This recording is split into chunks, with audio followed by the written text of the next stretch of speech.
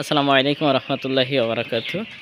দেশ এবং দেশের বাইরে থেকে এই মুহূর্তে যারা দেখছেন সকলকে জানাচ্ছি মাসরুল এগ্রো ফার্মের পক্ষ থেকে আন্তরিক শুভেচ্ছা এবং অভিনন্দন।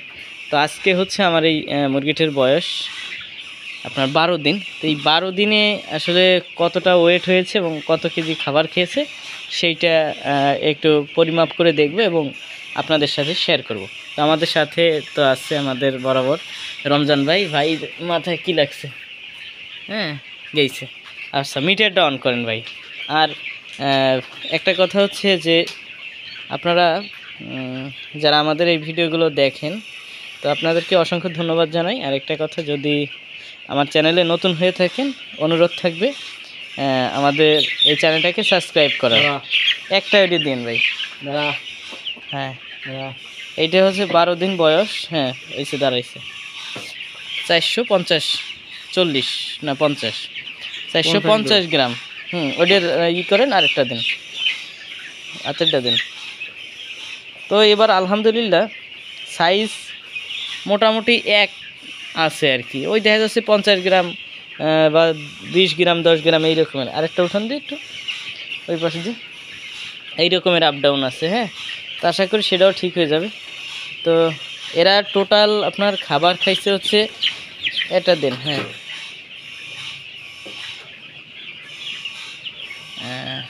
470 গ্রাম।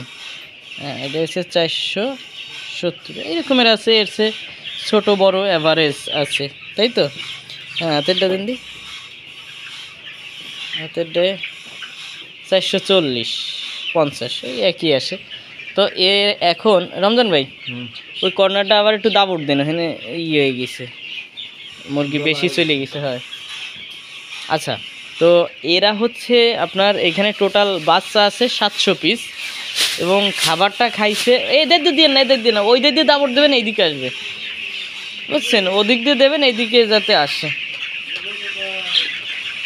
700 পিস টোটাল বাচ্চা, ঠিক আছে, নারিশ কোম্পানির বাচ্চা। এবং এরা হচ্ছে আপনার 6 বস্তা খাবার খাইছে, 6 বস্তা।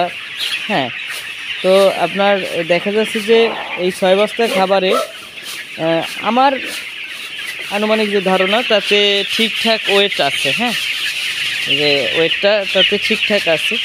তো আজকে হচ্ছে আমরা একটু মাপ টাপ দিয়ে দেখলাম যে ঠিকঠাক আছে কিনা। আর শীতকালে অবশ্যই আপনারা মুরগিটা যারা লালন পালন করেন, তো খামারে এই পাশে একটু দেন। খামারে হচ্ছে কি যে AD3 থায়াবিন, তারপরে আপনার লাইসোভেট, এই ঔষধগুলো একটু বেশি পরিমাণে ব্যবহার করবেন এবং সাথে PH এবং 2+ যে ঔষধটা থাকে সেইটাও খাওয়াতে হবে। এবং PH কিন্তু আপনার এই পাশ দিয়ে এসে আবার একটা গুলি দেন, এই পাশে দাঁড়াইয়ে এই পাশ দিয়ে, ওদিক অত যাওয়া লাগবে না, এক বাসের কোনার দিয়ে দিলে হবে। হ্যাঁ, 2+ এবং PH-কে আপনারা দিবেন। PH ঔষধটা আপনি খামারে সবসময় ব্যবহার করতে পারেন, এতে কোনো সমস্যা না। তবে ভ্যাকসিন যখন করাবেন সেই পানিতে না দেওয়াই ভালো। ভ্যাকসিনের পানিতে আপনার দেওয়া যায় না, ঠিক আছে? ভ্যাকসিনের পানিতে কখনোই আপনি PH ঔষধটা দিবেন না। PH-টা হচ্ছে হ্যামকো PH, ঠিক আছে? আর এইখানের আরেকটা বিষয় হচ্ছে, আমি রিসেন্টলি যে ভিডিওটা ছাড়ছি যে মা চাইলে এবং আপনার ফ্লোরের যে সুবিধাটা অসুবিধা অনেক লোকে দেখছেন, তবে তার ভিতর থেকে একজন ভাই কমেন্ট করছিলেন যে এইটারে রাত্রেও কি ছেড়ে রাখেন কি না। তো সেই জন্য বলতেছি যে আসলে এখন তো ঠান্ডা পড়ে রাতে। হ্যাঁ, এই কারণে ওদের রাতে ছাড়া হয় না। রাতে হচ্ছে এইখানে রাখি, ঠিক আছে? রাতে এইখানে রাখি এবং এই জায়গা দেখেন কিছু ময়লা হয়। হ্যাঁ, রাতে তো এইটা আমরা কি করি, আমরা দিনে এইটারে পরিষ্কার করে ফেলি।